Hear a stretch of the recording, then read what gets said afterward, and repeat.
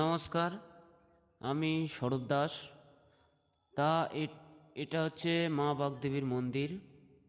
এটা বাগাচড়া বাগদেবী তলার মা বাগদেবীর মন্দির। এখানে আসতে গেলে শান্তিপুর নবদ্বীপ থেকে তোমাকে আসতে হবে।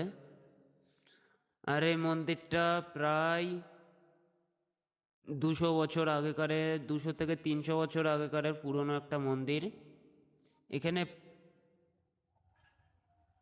মন্দিরের মূর্তি বলতে শুধু তিনটে ঘট বা তিনটে ঘটের মতো দেখতে।